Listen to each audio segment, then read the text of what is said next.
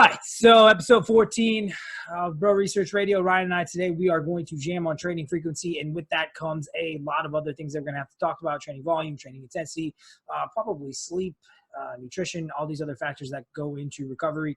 And it seems to be in the industry right now that training frequency more frequently is becoming more and more popular.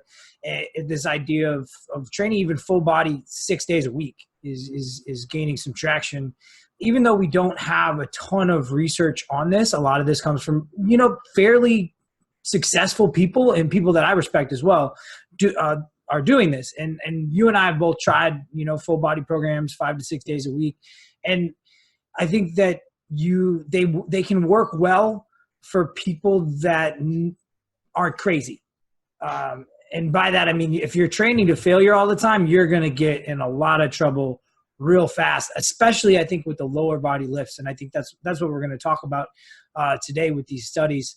I think, Ryan, you've probably done a little bit more of that than I have even. So you want to comment on just kind of anecdotally what you felt? Yeah, over the last few years, that has been more of the base of my training program than anything else, really. And that was an adjustment that I made in a stepwise progression, not in an intelligent way. I just kind of happened upon it. Wasn't something I really planned on doing, but it just kind of happened that way, where I started as a, typical bro doing doing an arm day and a leg day, or not a leg day, a quad day and a hamstring, and separating things. And that worked well for a little while, and that stopped working after a while. So I continued to do it for a while after that. And then finally I found upper lower and splitting things up between upper body and lower body. So getting a little bit more frequency. Started to get more results with that, and that eventually stopped working. So again, I continued to do that for a while, bashing my head into the wall, and then finally found like full body and started to eke out a little bit more from that. Now, there's a lot of things going on within that. You can't just look at it as you increased your frequency, so therefore you got better. And it's not just that. Like, there's a lot of things that we'll get into that go along with that.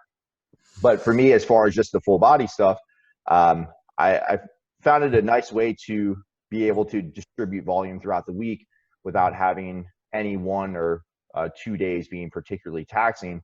It's just a nice way of kind of spreading out that stress, which I think can be really helpful. The main way that I see it being helpful is during something like contest preparation, when you're dropping your caloric intake down, and you're not really trying to go after gaining more muscle. You're just trying to maintain it. And I just think that, during a caloric deficit, you don't really have as much staying power within the workout. So you can only handle 1 or 2 big exercises before things just go to shit. That was kind of my thought process going into my last season, and, continuing to use that throughout the season. But I don't know that it's in itself is really particularly helpful unless you're assessing all other things that we'll talk about. Yeah, the big bonus for me with training frequency, and this plays out in the research pretty consistently, is this idea of reduced perceived exertion. And so, like, if you spread this stuff out more instead of and there also seems to be this, if you look at the theoretical muscle protein synthesis response and muscle protein breakdown response, there seems to be this law of diminishing returns in terms of sets per session. So in theory, like, the meta-analysis that we have are not that. This is kind of when we get into the research on this stuff, this is where we really have to look at advanced. This is in this particular vein of research, we really have to look at what is the research in advanced trainees and what is the research in novice or even intermediate trainees, because we wouldn't expect this increased training frequency to matter for them, given that their muscle protein synthesis is going to be on for so long. We're talking like they need to train once a week and they'll be fine. They're not going to have, in terms of, so training volumes can be low and training frequency can be low, and they're still going to adapt. I think the only reason that you would take training frequency and training volumes up on them is from an adherence standpoint, from a behavioral psychology standpoint, just to get them in the gym, just to create that, that cue response and reward. Skill acquisition, I could see also. Yeah. Beneficial. there's so much stuff that you can do in the gym other than those taxing sessions. And that's kind of freeing if you like, because if you're a personal trainer, that's freeing because you can work on all this other stuff. And maybe you have maybe you get like, 8 quality sets a week, but you only get those in 2 sessions. And then that other session, you can kind of just work on stuff. Mm-hmm. So it gives you a lot more freedom. Now, when you get then you get into the advanced trainees, and there's some wild studies. Like my favorite study is this one that just came out actually out of the University of Tampa. And this was the most advanced trainee population that I've ever seen. They had 11 males who 10 RM'd 106 kilos. So that's like, yeah, that's strong. Like that's like 235. I don't know if they were pausing. Yeah, that was the average. And like one of those dudes was like 10 rep maxing 150 kilos. So that's you don't necessarily see that. And those, just to give you some context. So those guys, they did 10 sets of bench and incline to failure. And then they did it 48 hours later, and their perceived exertion was significantly less on that second session, which is wild. They're like, no, that's easy now. I did that before. I could just see them talking to me. Oh man, I wish I was there. I would have loved to be an assistant during that study. I would have loved to have been in this study. Like it was like they had the forced reps, like the bad trainer reps. They were testing everything. Yeah, it's a really cool paper to read, and the amount of volumes so their volumes stayed the same 48 hours later. So these guys were, if you're thinking about just nailing the hammer, like just hammering down the nail, like that's what these guys were doing. Like they probably could have just done this serially. And so that's kind of what we see in the research is even with on especially on the upper body. It seems like when the upper bodies to me just is a lot more conducive to training to failure than the lower body from a systemic fatigue, just doing this stuff. And that's a little bit anecdotal. But then we compare and contrast that to the Moran-Navarro study, 2017 out of Finland. And that one is the failure or not to failure study.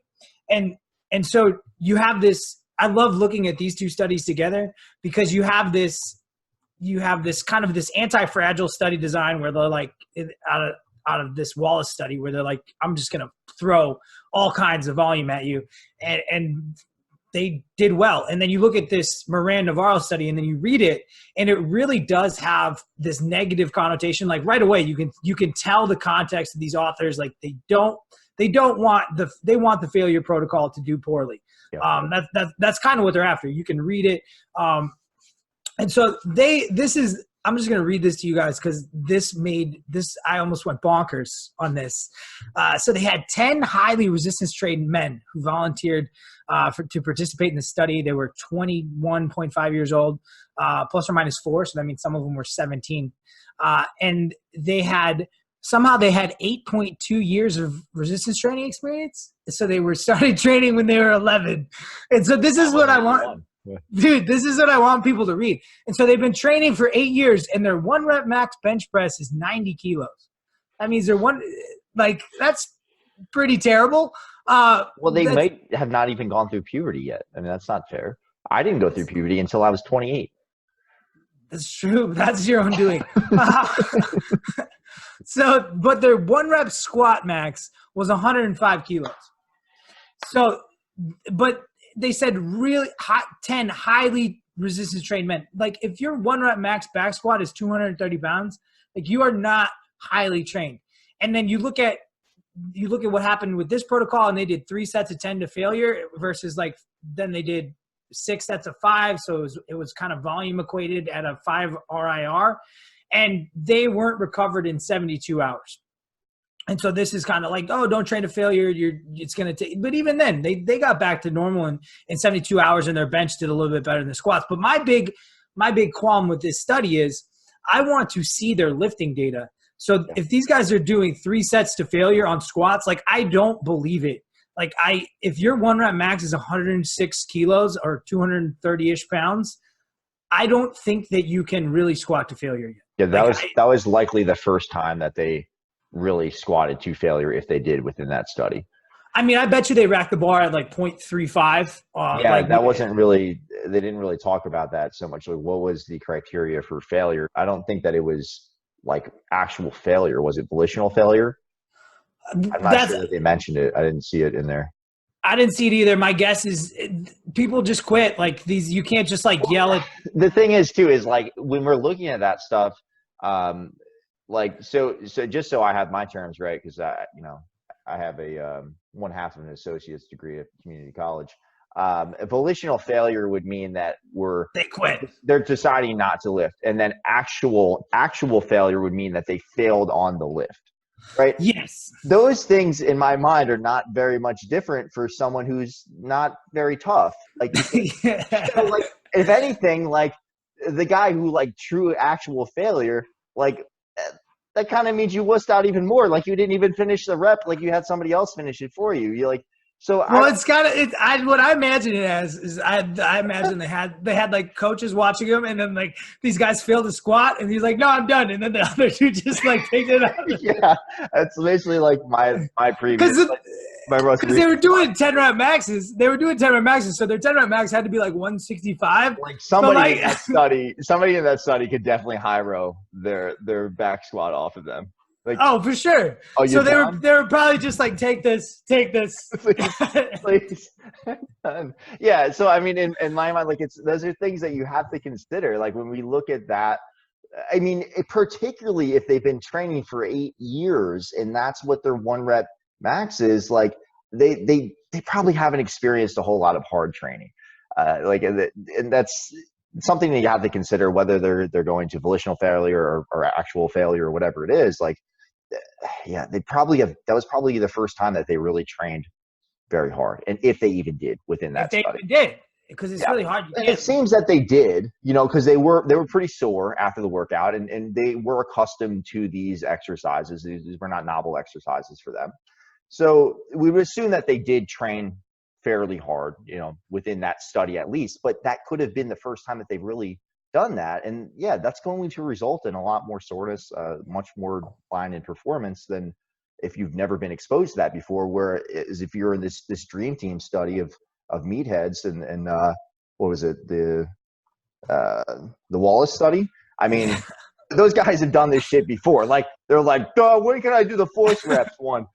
They do my 8 rep and then have John pick it up for me. Like those guys have been exposed to this shit before, like clearly, and that's huge. That makes it a big difference. Like then they almost, I mean, at least from an RPE standpoint, they got better. What was it, 48 hours after the initial test? Yeah, I mean, that's not very long. For 10 sets of, I mean, how many people do 10 sets of pressing within one workout? Like bench and incline, bench. That's a lot. That's a lot of work. One of the protocols was a superset of you do a 10 rep max bench to failure and then immediately go do an incline to a 10 rep max.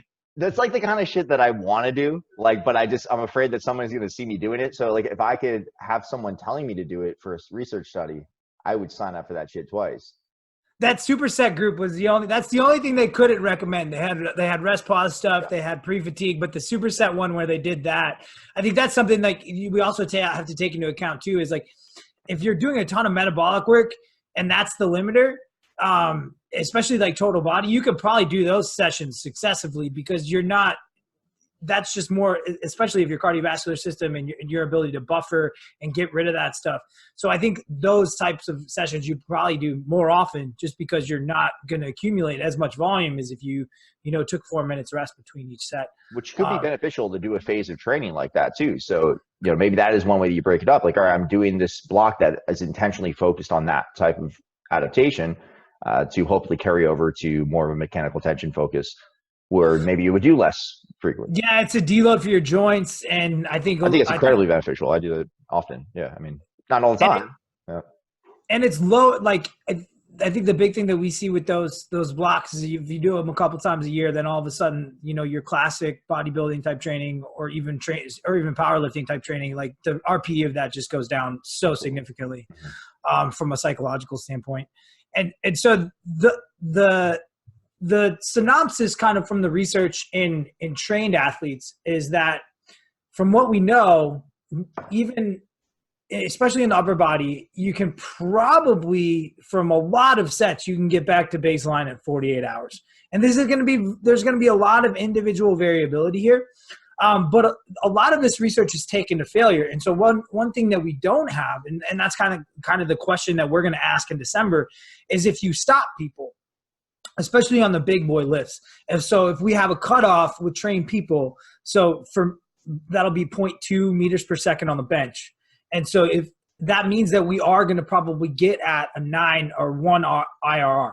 And so we're going to stop people. We're going to do, so if you only did 2 sets of bench with 2 sets of flies, can you recover from that in 24 hours for all your muscle groups? So that's kind of the study design for December is 4 sets of every muscle group. And then chronically, we're going to do it for 4 days in a row. And we're going to look at these. We're going to look at average concentric velocity. We're going to look at swelling. We're going to look at DOMs. We're going to look at perceived recovery. Maybe even some blood markers if we can get the dollars, and just see what happens across the training week. My hypothesis would be that we may even see things go up. And I don't know, but that's kind of, I think if you have an advanced population, I think that you're going to maintain rep counts. It'll be interesting to see what happens with average concentric velocity across training days. But that's just something that we don't have a lot of data in. We have all this stuff in training to failure, but we don't have it. Like, what happens when you go to an 8 or a 9? Can you just run that shit on repeat? Yeah, I mean, anecdotally, at least acutely, there's a big difference. And I'm sure this is not even anecdotal. I mean, we see this even within that Wallace study where they were adjusting the loads based off of how close they were to, like they said, they were looking for a 10 RM for every set essentially. And they would adjust the loads based off the previous set to try to shoot for that. So we do see that, like, if you go to failure acutely, you're going to have drop off. So you're going to have to decrease the load. Now the question is, from a hypertrophy standpoint, I think from a strength standpoint, in my mind, the nail is kind of in the coffin with that. Like, I don't think that that's helpful for strength. If your primary goal is like power or strength, I don't think you want to do that very often. What do you think about it? I don't know. Like, from a powerlifting standpoint, if you can you're going to get in trouble, I think, every time you take volume and frequency up on the main lifts. I think that's the big thing, is like powerlifters tend to get in trouble because they only do 3 things. Yeah. Whereas maybe not, they have accessory moves that they do, but that's your sport. Like, you have to do those 3 lifts. In the bodybuilding world, it seems like it could be a lot more useful just because you have so much exercise variation that you can play with. Mm-hmm. And so you can do your main lifts, and then, so how I see it in my head is you have these, I don't know how many times, you first kind of have to set up how many times they're going to do, if they even want to do the main lifts. Because I think if you want to train so frequently, like 6 times a week, like maybe you only do the main lifts once a week, and then you're picking up that other volume from a lot of accessories, from low systemic fatigue type stuff. And so that's where so maybe day 1 you bench, day 2 you chest fly, day 3 you incline, day 4 I think you're going to use probably a lot more cables. And for the lower body, that's where it gets kind of like more artsy, is how are you gonna do this stuff? Because I think the study design that we have is benching and squatting and Romanian deadlifting every day. But I think if you did that for 4 to 5 weeks, I think you're going to be pretty smoked. Yeah. Well, I think it really depends on how hard you're taking those sets. Like what proximity to failure are you? Because if you're doing stuff to a 5 RIR, I think you can do that every day. And I think that's what a lot of these powerlifters do that are on high frequency programs, at least during like an accumulation phase before an intensity phase, is they're doing pretty high frequency. A lot of them are low bar squatting, 4 to 5 times a week. But the RIR is just so low. And I think that that's better in a lot of ways. Like, I think that if we want to maintain the technique and the skill of the lift, especially for something like that, and we want to maintain some degree of velocity and kind of save those lower velocity lifts for competition, really, or maybe the few weeks prior to, just for some exposure to it. It just seems that, like, anecdotally, I've seen that the people that just love to grind on shit just never get stronger.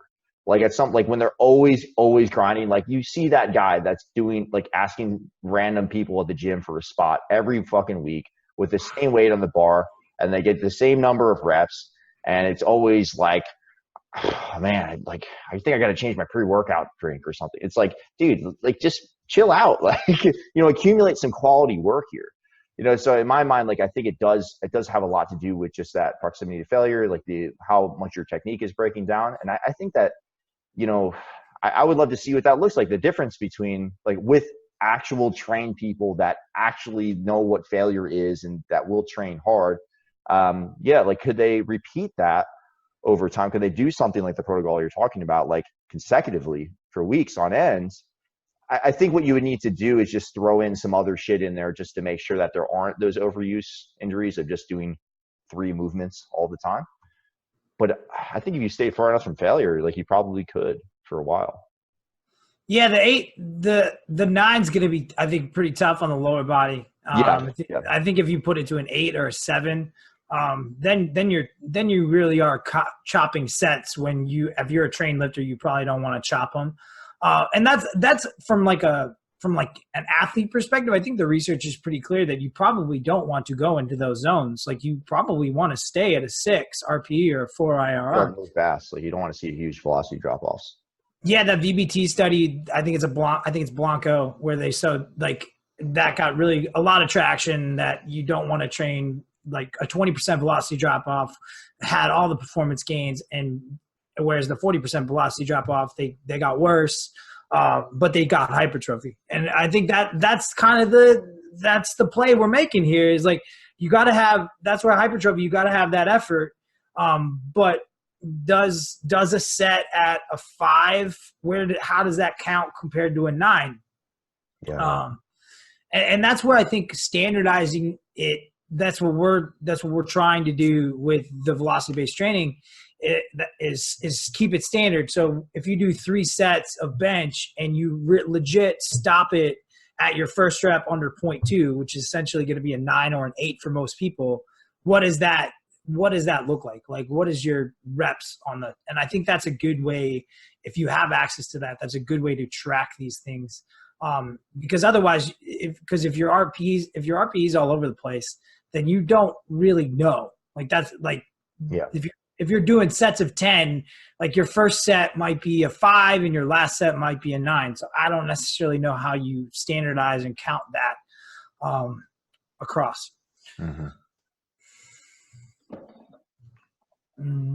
So we've talked about how long it takes. So highly trained subjects probably can recover even from some pretty gnarly stuff in 48 hours. And then we really get into the question of, do you need to fully recover? Yeah. And that was kind of the next thing I was going to ask you, is like, how are we even defining recovery? What does that mean? Because if we look at like the study that you sent me, this is the 20, this is the newer one. Hold on here. The Belcher Study?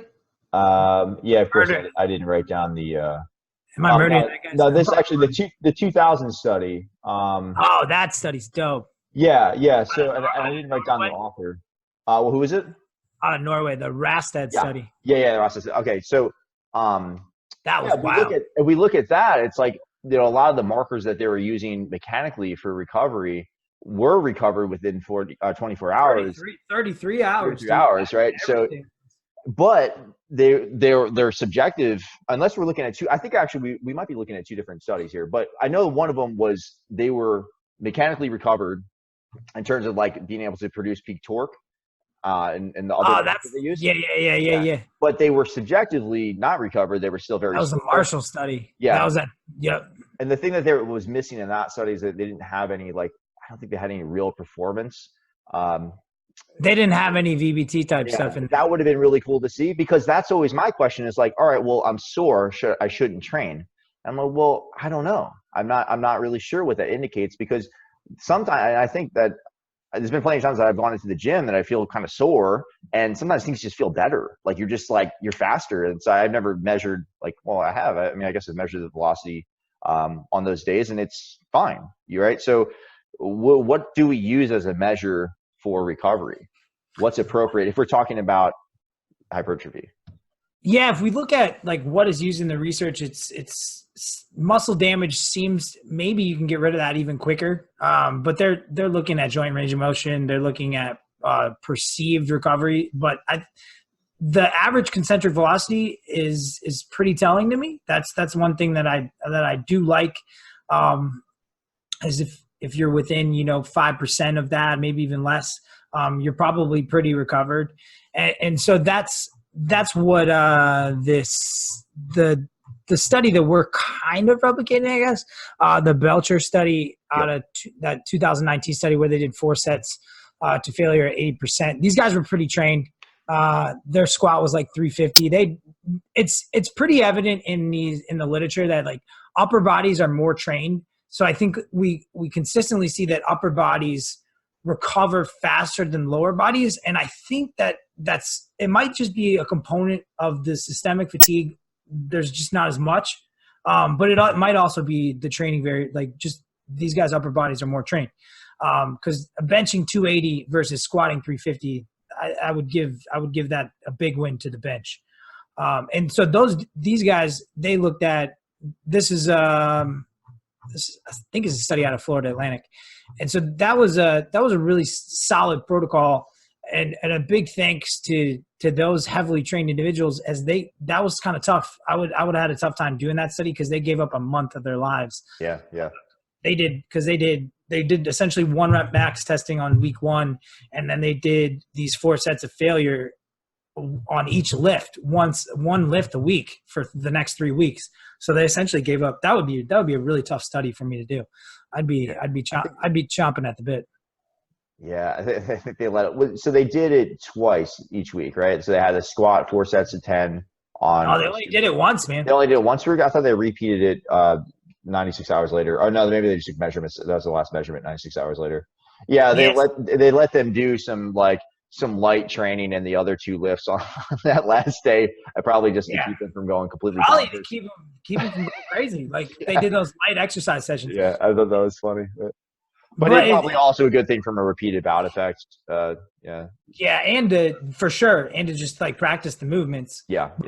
Like you could like the squat, the deadlift, and the bench on this one, like the swelling. That's also pretty interesting. There's a lot of interesting stuff in this study because there's actually some interesting stuff if we pull up the Navarro study too, just not even related to training frequency, but like the amount of swelling that they got in their upper body compared to their lower body was significant more, which is what we would expect with these big boy lower body lifts. I don't think you get the same muscular response. Would you think it'd be different with the leg press? I think it would. I think it would be a lot different. I just don't know that they're able to go to volitional failure 4 times in a row. I think like even on leg press, man, like I get some, if we really go to like yelling at each other in the air and we really go to like a death rep, like you've seen, like I've done a 20 rep max and then the next set is at 11. Like and I'm doing the same. The concentric velocity on that next set is, so I just think the cost of going to failure here is real high. And so then the squat, everything came back in 96 hours on these guys. These are the 2, so cell swelling, average concentric velocity, but a big dip in the bench press, and then bench press came back across linearly. And so this was a cool study design, and they kind of had the broad stroke answer of 48 hours. But again, 4 sets to failure on bench, squat, and deadlift is I don't think we're necessarily going to train like that very regularly. Yeah. Especially on those lower body lifts. Mm-hmm. Let me pull up that Navarro study. That Navarro study's got that Navarro study was pretty expensive. They measured everything. Yeah, they had, I think this one's, it's cool to talk about because of how much stuff they measured, and they're not very trained. I'll pull that up. Yeah, here it is. So they used MPV, so if you've played with velocity stuff, they use mean, MPV is a little bit different than ACV. Maybe not, maybe those are the same terms. yeah, if they're using the concentric phase, they're just using a different wording. And so their velocity was back on the bench press. So the 3 sets of 10 was significantly more damaging than these other protocols. I'll share this out. But the thing that got me was this, dude, they had all these serum markers. Yeah. And so they had, and this is something, just because they have these markers, I think it's really, really cool. But you look at the AM PM variations in testosterone, like, these are nanomoles per liter. So that like 10 is like 300. It's borderline like low, and then they're popping up to like 750 in the morning. So that's a huge window of testosterone, like based on time of the day, and that's kind of what we see from a circadian rhythm standpoint. And then also you got the serum cortisol that's going to have a big AM to PM shift, so you can see it like AMs to PMs on these guys. But even their creatine kinase, like these muscle damage markers seem to come down by 72 hours. And then if you look at the Belcher study where they're a little bit more trained, I think their muscle damage markers were down with pretty fast. Let's look. Yeah, their LDH markers were back to baseline at 48. CK was back to baseline at 24 hours. And so that kind of, these guys were only doing one thing though. They weren't doing, the Moran study was squatting and benching. So that's something to take into context. But I don't know that that's a big thing from a muscle damage standpoint. We're never chasing muscle damage anyways. So I think a lot of people use it as like using DOMs as an indirect measure of whether or not they're recovered and whether or not another bout of stimulus is going to be beneficial for them. And I'm not really sure. Like I don't really know how to. I don't think that you or I know I don't, and I'm pretty sure you don't. We don't take the day off just because we're sore, and it seems to work just fine. So I don't know. I mean, it's so much. I think there's more that goes into soreness than we're probably aware of, because it does seem like there's some like a very easy stimulus of something that's novel can make you very sore. So what does that indicate? That's one of the big things that people advocate too with high frequency training is you are kind of getting this active recovery too. Like if you do consecutive sets at a 7 RPE or an 8 RPE, you are moving blood around. Yeah. And so that can be really, really helpful. Where I go with that is most people that I know who are very, very trained, we're not switching exercises all the time, and we rarely get sore. Yeah, like I don't know. I mean, I still do, but it's usually for a reason. It's usually not a week one. It's usually but it's not like it's not like the soreness that I think a lot of like people are after when they first go to the gym. It's not like you can't fucking sit down on the toilet. It's like, I feel something. Yeah. And that's a lot different than to me, like I can't move. Yeah. I don't think that like, I think most people would agree that that's probably not helpful, because that's just going to decrease the amount of quality work you can do the rest of the week. So I definitely don't think we should be chasing that. I think that's kind of most people would agree on that at this point. The big thing for me is like, there seems to be like from a protein synthesis response, like there seems to be a attenuation of that over time, right? So, and this kind of goes back to the original question is like when do we start to use this higher frequency stuff? And I think there is an appropriate time if we look at something like MPS responses. So do you want to talk a little bit about like how that changes over a training career?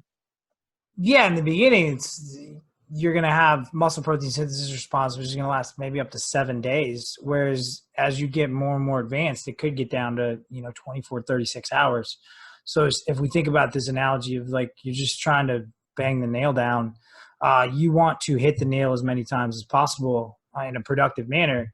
And so I think in the literature that we do have says that training twice a week performs better than once a week.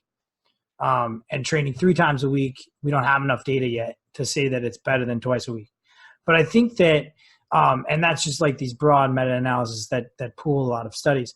I think that that's but a lot of that data is not in highly trained. That's where we need more data, is in highly trained people, because that's where the hypothesis really holds weight. Yeah. Is that if you're trying, you have this repeated bout effects, or you're not really getting sore anymore, muscle damage really isn't in play. You're just chasing muscle tension. And can you really just whack at that more times? And so that's the theoretical hypothesis there. We just don't have a ton of data, and it makes mechanistically, it makes a lot of sense from that side, but also in the side that of you're going to get more quality work. Yeah. And I think that seems like, from what I've read in a lot of that stuff, and I haven't read all the studies, but it seems that a lot of them equate the volume. So they're trying to compare once a week to 2 times a week to maybe 3 times a week, but they're equating the volume. And that for me is not where high frequency is beneficial. No, I don't think there's going to be, with volume equated, nothing special is going to happen. The cool thing about, like you said, is we are able to now distribute quality volume throughout the week. So instead of having to crush 10 sets on 2 days, where by that 9th, 10th set, it's just garbage. Now we can distribute that over 3 days. Yeah, a lot of those studies that went viral that were like, they compared 5 sets to 10 sets to 15 sets to 20 sets, and then their training frequencies was once a week. Yeah. and untrained people, like, yeah, no shit. Why would they get any better from that? Yeah. Why would 20 sets perform better than 10 sets when they're only training once a week? But maybe 20 sets would have performed better than 10 sets if you dissipated that training load. My guess is not in that population, but in other populations, my guess would be yes. If you dissipated, 20 sets over 20 sets is a lot, especially if you're doing, but 20 sets wouldn't be that much. So maybe we get into the mathematical of like, how do you get there? And so everybody has these rough numbers. Like if you think about like 10 to 20, 10 to 30. Yeah. So say you have to get 10 sets on your quads in a week. You could, if you were going to only do squats, you could do 2 sets 5 days a week, or you could do 10 sets on 1 day, which just thinking about it, like you're probably going to accumulate a lot more reps on doing that 5 days a week, even just squatting. Yep. Now I think where I struggle with this is, I think from a strength standpoint, I would go with the ladder every day. I would go with that, the lower volume within the session and spread out that frequency. I think like skill acquisition is going to be better. I think that the quality of those reps are going to be better. That's, you could argue that for sure, but I would agree with that for strength. Now for hypertrophy, the question becomes, is that 2 sets, like I still think at the end of the week, we're going to accumulate more volume, but is that 2 sets enough of a disruption, enough of a stimulus to actually get the adaptation that we're looking for? Or does it matter? I mean, like, is it, because it makes you think of the conversation that we had with Ethan, where it's like, dude, it's not about today. Like, it's about this overall training cycle, or this training year. And if that's the case, if that's how we're looking at it, then I think it makes sense to spread out that volume as much as possible and just accumulate as much quality as possible. But there is this question of like, hey, is that even enough stimulus to really do anything? Like, am I even going to notice that? So, I mean, what do you think on that? The big thing for me would be from a mechanistic standpoint, like, are you hitting we're always going to have this essentially this law of depreciating returns, right? And so where is that? And I think from muscle protein synthesis response per session, it looks to be like maybe 7 to 13 sets. Mm-hmm. And so how do you get, this is kind of where I am at right now. So if me personally, if I know that like 7 to 10 sets or whatever it is, we don't fucking really know. But if that's the law of depreciating returns from a mechanistic standpoint, from a muscle protein synthesis, like can I hit that every 48 hours? And so that's almost where I'm at. But now if you hit half of that every 24 hours, I don't think that that's going to be that different. And it may allow you to get more quality volume in. I don't know. So that, to me, I don't think it will, because so if I have 7 sets on quads, to me, I'm just going to hit 3 sets of squats or 2 sets of squats, and then I'm going to go leg extensions, or I'm going to do 3 sets of leg press, and then I'm going to go 4 sets of leg extensions, and then I hit it. Then I hit that 7 sets. And so I'm just trying to do that repeatedly every 48 hours. If I'm doing bench, then I'm doing 3 sets of bench or 3 sets of incline bench, and then I'm doing 3 to 4 sets of cable flies, or something, or some kind of machine press or something to pick that up.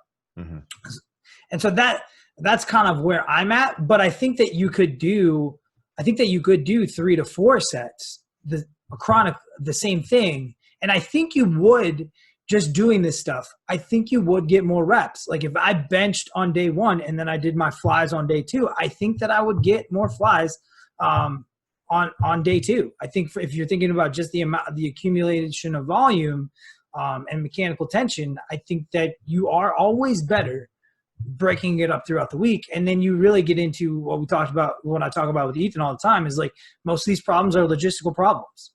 Yeah, and I don't want to train my whole body every day of the week, because lower body, for me personally, I have to get up for those sessions a lot more than upper body. Like I could train, and I don't think I'm alone in that regard. It's like I could train upper body every day, and so I got shit to do. And so like those lower body sessions, they take more out of my day. They take more mental prep time. And so if I had to train lower body, maybe not I think if I did it right, it wouldn't matter. And I might play with that. We might do some 5-day a week or 6-day a week full body training.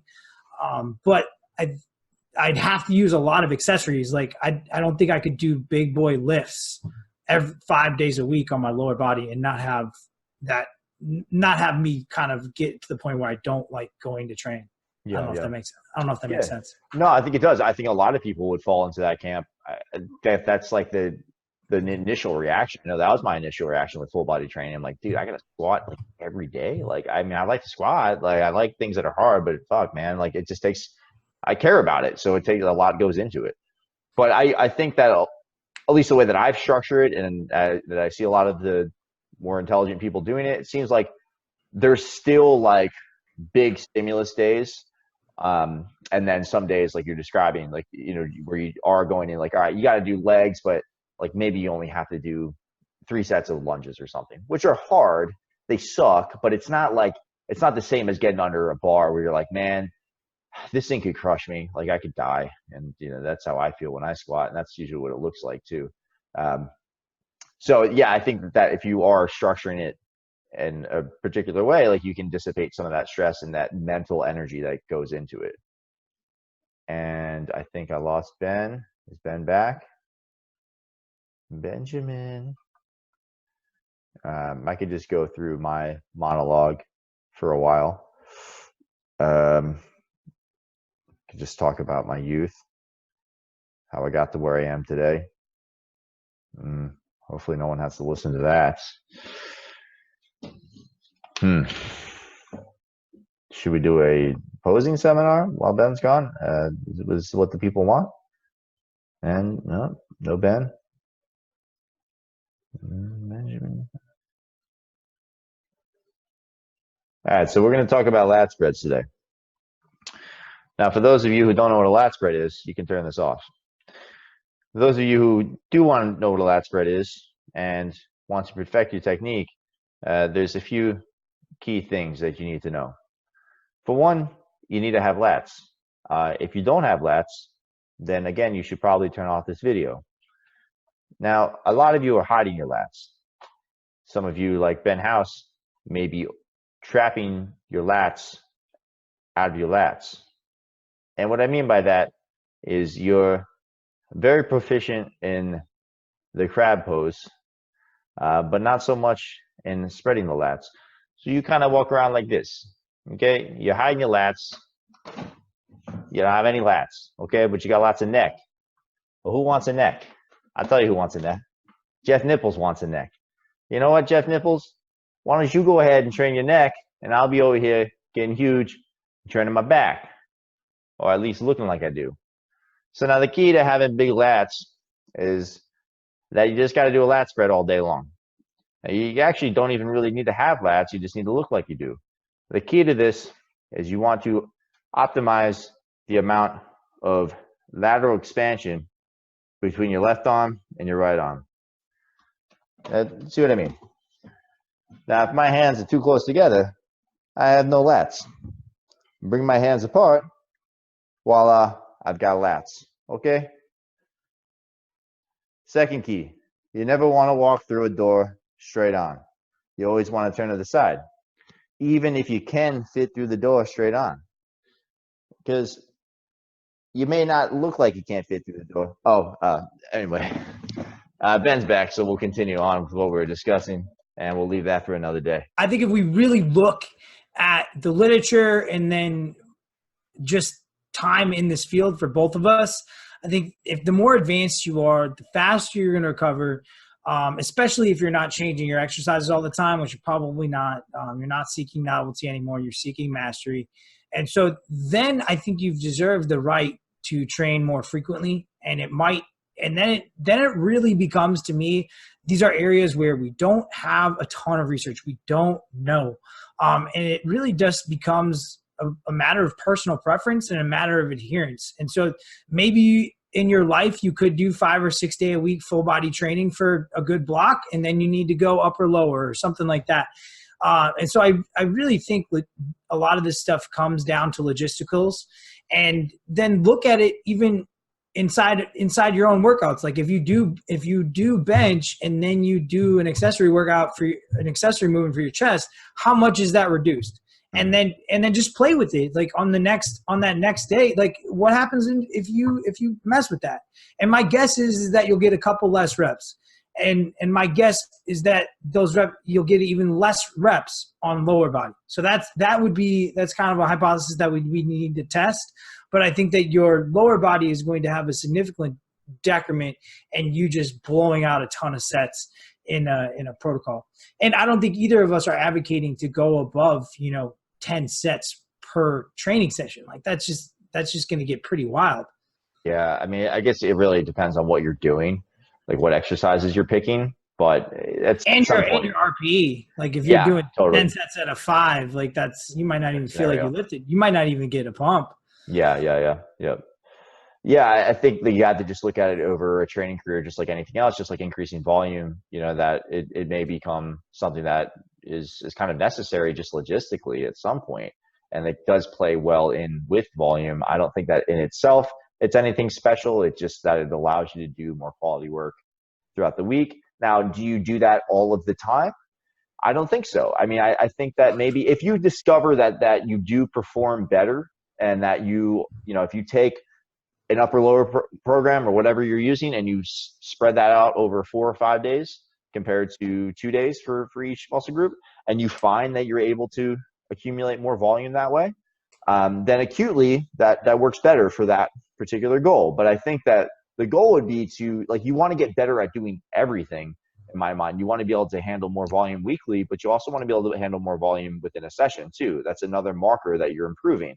So I don't think that we want to be like, oh, well, I have a 2 reps drop off if I do 3 sets. So I never want to do 3 sets within a workout. Like, well, no, you actually should probably figure out how to be able to do 3 sets without any decrement. So then you work back 4 and 5. I think being able to do 4 and 5 sets of squat and bench just from a training standpoint, I think you should have cycles that do that.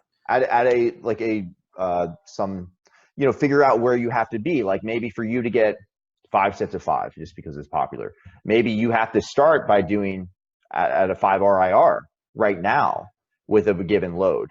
But then maybe you progress and you're able to do more weight, and you're also able to start that first set at a 6, and then you only finish at an 8 RP I'm using RP and RIR interchangeably here, but you may find that you're able to handle more hard sets within a workout.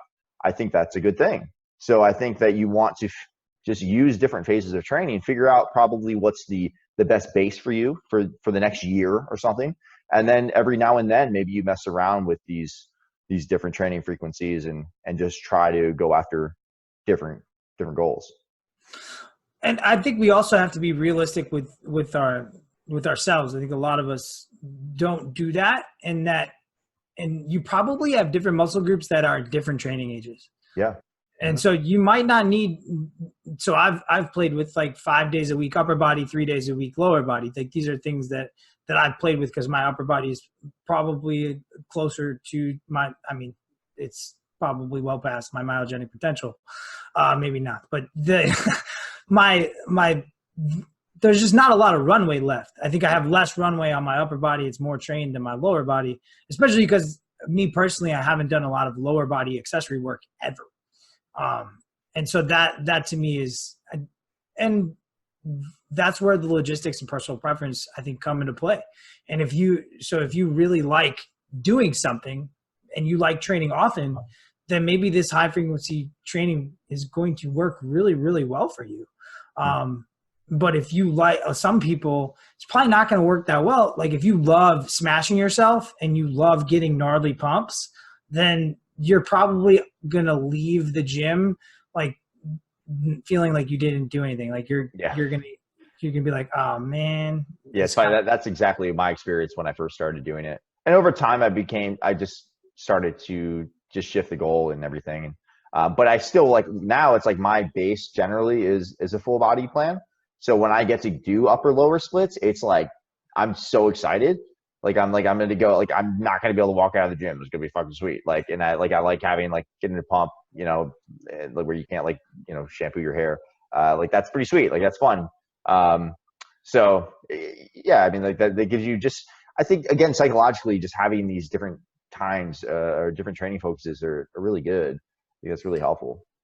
And you probably work on, just thinking about it, I've never thought about this before, but like if you're working on training frequency, you're probably also working on like movement quality. I think we're always worried about movement quality, but I think even more so you're thinking about that stuff there, like how much quality volume can you accumulate? And it makes sense that you would put the predominant, like you're a masochist. It makes sense that you would just like do just the tip training for the majority of your life. Yeah, I mean, I'm gonna not comment on that because I just feel like this is gonna go down a bad road, and great road. I'm gonna a hard road potentially, but yeah, I'm gonna just stay away from that completely, and I guess I'll just start sweating profusely and not really add anything more to the conversation. Thanks. Yeah, so if you practice the pull-out method, you know, I tried. I'm not even contributing to this. Yeah, no. Which I do, by the way. If you practice this folklorish way of birth control, do you think that in the research, like when we actually do produce this study, that oh man, as the pull-out method, full body? Oh wow, full body. Just the tip, full body. I wonder if there's a correlation though. Like I bet you there would be. Oh, so the people that can't pull out are the people that can't do full body splits. So that might be a proxy for whether or not you're prepared for high frequency training. Like for instance, if you got your wife pregnant with an IUD in, then you probably are not going to do well with full body, Benjamin. Yeah, no, it's definitely like I'm gonna feel cheated. Like I don't want to feel cheated. I use it. I use the leave it in method. Listen, I have invested my 3 minutes to this session, and I want to get exactly. That's what I say to my wife too. I'm invested the 3 minutes to this session. I'm gonna I will not leave here until I get exactly what I'm looking for, which is exactly 3 pumps. I want which is what you're not looking for. This is good. This went in a good direction. But I think the key here is that you need to assess yourself first, and then assess your training program, and hopefully the two will come together. Yeah, and there's honestly going to be different personality styles that. Yeah, it is a legitimate thing. Yeah. At this point in your career, maybe you're not ready for that. Or like from a community standpoint, like you have to get like you're never going to be able, like, if you're like me, and if I get in those circumstances where, you know, there are a bunch of people training to failure, like, I'm going to train, like, there's no way I'm not going to, I mean, I've gotten better and better at that as I've gotten older. But if that's your training group and you guys do train to failure, and that's kind of what you value, you know, then doing a lot, then being the guy who's going to pull out, that's may not work very well for you. But then you have to realize that there's two things that are going to increase the amount of time that you need to recover: training to failure and increasing sets. So if you don't do both of those, you may only be able to train legitimately your one body part, maybe which is what a lot of these guys do. Yeah. Once or twice a week. And yeah, you see a lot of force reps, a lot of drop sets, a lot of, you know, just chaos. Yeah. I mean, and that stuff, maybe every now and then you allow yourself to do that just for fun. I mean, I do that shit every night. Like, so my rule is that, like, if I'm traveling, if I'm going to Rochester or I'm going to Denver, which I do, like, one of those things at least once a year, then all bets are off. Like, my program is the skeleton of my program. And then I'm going to try every fucking machine at that place. I'm not only going to use every machine, but I'm going to do multiple drop sets on every machine. I'm going to superset that with, you know, every other thing I can find. Like, I'll be flipping tires in the fucking parking lot. And I just decide, like, cause I just love that stuff. Like, I'll go to the gym for 3 hours and I'll just crush legs. And, like, that's just, to me, like, it just makes me really happy, you know? So I think you have to, like, earn that stuff, you know, and just, like, be intelligent, but you can also be a moron. Like, then that's okay. It's just, like, if you're just being a moron all the time, then you're probably, you know, leaving some of those. And you're probably going to get hurt. You'll probably get hurt, like, or you'll probably just do, like, non-productive training. Cause, like, a lot of times that just turns into, like, you think you're working really hard, but, like, you're not really, like, you're doing 40 pounds on a leg extension by the end of the workout. It's like, dude, like, you're not doing a whole lot. And we see that too, like, and you can see that, like, these, I mean, whether or not EMG is really reliable for that stuff, but I think we all kind of know intuitively, like it's just not connecting anymore. Like, you're like, you're just completely flopping around, like nothing's really happening. And it's fun to do, but it's like, I don't know, intuitively at some point you kind of know it's not super productive, hopefully. Yeah. So if we're going to say this, essentially, if we're going to be really, really not attached, the most productive way to train, and this is kind of theoretically, like, if you're going to accumulate 20 sets per week, is you would do 4 sets to an 8 or 9, like, to an 8 RP, 5 sets a week. And, like, imagine that practically. Like, if you're training quads, that could be, you know, 2 sets of leg press, 2 sets of leg extension, or even, you might even go to, like, 1 set, like, just 1 set of squats, 3 sets of legs. And, like, you're just going to run that on repeat. Or you can kind of variable this out. But if that's your schematic from a hypertrophy standpoint, like, even, and then what if you brought that to 6 days per week? Then all of a sudden you're at 3 to 4 sets. And then you got guys going to 7. If you go to 7, then you're at legitimately 3 sets per muscle group. That's like, you know, 1 set of bench or 1 set of incline and then 2 sets of flies, and you're out of there. But just also think about how much time. The other thing is more time, but it might not, because a lot of your time, essentially, you're almost like supersetting things, but you're not supersetting things. You're just moving through exercises so quickly. Mm-hmm. Like, when I do 2 sets, I can get out. Like, so when we do like back off sessions, mm-hmm. and we do 2 sets of everything, dude, we're out of there in 30 minutes. And so I think, like, if we look at the full body program that we're going to do in December, and we've done a terrible job of highlighting this, you're going to do, like, just looking at this, we're going to test ACV, bench, 2 sets of 10. Then they're going to go chest supported rows, supersetted with flies. And then they'll do a superset of curls and tricep extensions. Then they're going to do speed testing with back squats. And then they're going to do 2x10s. And then they're going to do 2x10s of RDL. And then, and you know what? I think one of my big projects is I probably have to do this workout and see how long it's going to take. Mm-hmm. Is if I'm getting 3 to 4 minutes on my mains, and then probably with these supersets, probably 90 seconds in between each. I would guess I'll be out in an hour. So even with a ton of compounds, I think you can get out because you're only doing 2 sets of stuff. And this is 4 sets on every muscle group. Man, I think you'll be able to get out. So if you're super workmanlike about it. Mm-hmm. Yeah, I mean, it depends. Like, I think that one of the things you hear anecdotally a lot with full body stuff is that people don't feel like they have to warm up as much. And like, they just kind of like, they're always kind of ready to go. So yeah, that could potentially be a benefit as well. If you're someone who feels like they just take a long time to like get going, that doesn't seem to be the case as much when you're adapted to full body type of training. And that's another thing that we don't have a ton of research on is like exercise order. So that's something I'm really, really curious about is if you do this full body training, like my hypothesis would be is if you started with lower body and then went to upper body, you're going to be smoke showed. Yeah. It's funny. Like I think most people say that and most people think that.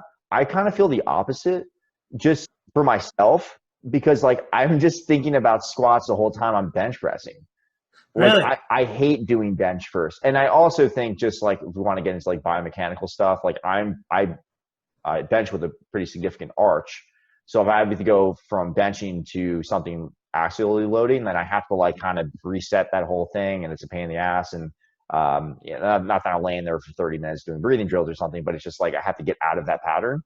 For me, it's more like I'm thinking about squatting, like, because the squat sucks. Like the squat, like I'm gonna have to get like very prepared for that, and not so much for the bench press.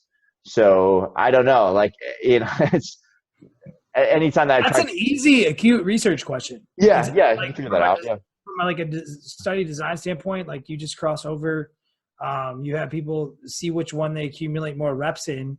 Yeah. It's a pretty easy study design. And I would guess that just like any study, you'd have individual variability. Yeah. Like I in my mind, I almost think like I would just do that upper body session, and that would almost be like a warm up. And I probably wouldn't even, I'd need like 2 sets of warm up for my squats because I already got a bunch of blood moving around. So that's kind of the way. It'll be interesting to see what people think of it. I think it'll be pretty novel for a lot of people. We're gonna have an acclimation period of like 5 weeks before it, so they're not just coming in here and going to 4 to 5 days of this straight in a row. I think that's really key. Yeah, because I don't think we learn much when it's just a completely novel stimulus. You have to have a run-in period for sure. So yeah, that's part of the studies we're going to give. It's a 4 to 5 week plan, I think, beforehand, that just kind of acclimates you up to being able to handle that. So it's no longer novel by the time you get to the study. And then we're going 4 days in a row, right? You want to break that down a little bit? Just you already talked about the exercises and everything, but what are we doing? So it's a 10 rep max. No, I'm gonna chop it. So I think we will go to, I guess you would call it volitional failure. Our population is going to be trained enough where it probably will be a 9 or a 10 RP on all the accessories. On the bench, we're going to cut that at the first rep under 0.2. Mm-hmm. And so they're going to do before they bench, they're going to do average concentric velocity training. They're going to do 2 reps at whatever they're going to do for whatever they do for 10. And they're going to do 1 rep and then another single for max speed. And that's that's one of the main markers that we're going to test serially. And then we're also going to test rep percentage across the sets. Like rep performance. And so, and they're going to know that there's no way to essentially blind them to that. They're going to know you can't blind them to how many reps they're doing. And so then, and I'm not mad about that carrot being in front of them. Like, yeah, go beat yesterday. And so, and we have the velocity. That's one of the big things is we want that check system, because if you don't have that check system and you're not accounting for RPE, then someone might beat their rep performance the next day. But if they didn't go all out on the first day, they can kind of game the system. Yeah. And so the velocity allows you to see that. Nope, first rep after 0.2, you're done. And it also, I think one of the big things that when I coach people is you set up those last reps to me with your first reps. So if you're not taking those first reps seriously and you're not moving them with the max amount of speed, you're going to hit grind city faster. So make those first reps easier. And I think that's one of the big things that seeing the velocity, especially on those big, especially on the big lifts, will do. And then you'll go into the supersets of your accessory work, and then you'll come back and then you'll do the same thing on back squat or front squat. We're going to let people pick, or safety bar squat. They can squat however they want. The research is pretty clear that that doesn't necessarily matter. So whatever they've been doing, they can pick the squat that they've been doing, and that's whatever squat they'll do. Then we'll do RDL. I haven't decided RDL. I don't know. The deadlift doesn't have as much research as far as like velocity stuff. And I don't want people grinding deadlifts. Mm-hmm. So I think I'm kind of undecided of what we probably will do it just to collect the data. But I think it might make sense just to do like an elevated conventional deadlift. So they're not, because that's usually when things go wrong. So it's almost like we have very consistent depth every time. Like we know we're hitting the bumper plates, we're stopping on the bumper plates. And then it's really just the hinge. It's like, no, because that's really where things go wrong. Everybody can pull from, some type of elevation. It's when they get lower that's what I've thought about too, is like, how do you, like some people, like how do you standardize the RDL? And I think you do standardize it like with a plate. Yeah, And so that makes a lot of sense. Well, I mean, I just don't know where you'd put the stop point on that. Like, cause you can grind deadlifts, you can grind multiples under 0.2. But your deadlift is one of your most trained lifts for sure. And so it'll be interesting just having a generic cutoff. Like if I did that to you, you would feel extremely cheated. Like that might be an RIR 5 for you. Whereas if someone who's not very trained, they took essentially a rack pull to a 0.2, they might be smoke show. Mm-hmm. I mean, because of the people that are going to be in this study, we might actually be able to rely on just objective RIR. The research is pretty clear. Like, yeah, if you're trained, you can kind of know. Yeah, take it to an 8, and we'll record the velocity and just see what comes up. Yeah, probably just keep it consistent. Yeah. Just keep your own stop point consistent, and then we'll take leg extension, leg curls to failure, and then we will do the calf raises. You got a lot of calf raises to make up. Yeah, there's gonna. Dude, I've been hitting 7 sets. 7 sets. All right. Okay. 7 sets 3 times a week. I'm starting to get the calves by Evan. Damn, calves by Evan. They're coming in. Check him out on Instagram at calves by Evan. He hasn't changed his handle yet. It's just it's still Echo Patient. That doesn't. I mean, how do people even know that's about calves? I mean, it doesn't make any sense. He hasn't done a good job of. It's about as bad as Liqueur Fit. It's not as bad as Liqueur Fit, but it is. It's not, but it's pretty bad. Now that you're studying Spanish, it makes a lot more sense. La Cure, yeah. Yeah, except for I made the cure feminine, which doesn't make a lot of sense. Like Cure, maybe, but then it's just, I don't know. I'm probably just gonna change my last name to La Cure. Smith or something. I don't know. I look more like Smith. No, you should definitely change it to LAQURE. So it's not even the same as the Instagram handle. It's just closer. I think that makes a lot of sense. Yeah. No, it's the Frenchie's Revolution. So now that's day 1, right, of the study. So they come back and they do that again, right? Day. They do that like clockwork. They're doing that. Then they wake up in the morning. We measure cell swelling every day, or we measure muscle swelling every day, which is going to be kind of cool. I'm really curious to see, like, can you maintain a pump? Like, what happens to the pumps? Maybe we'll do arm circumference after. That'll get people excited. Like flex arm circumference after, flex arm circumference before, flex quad circumference. Because those are a little bit easier to do than the ultrasound. But we'll have the ultrasound. We're not gonna do lat width. Lat to lat? Well, I think we do all of them. Yeah. I think we pull out the tape measure every session, record as much data as possible.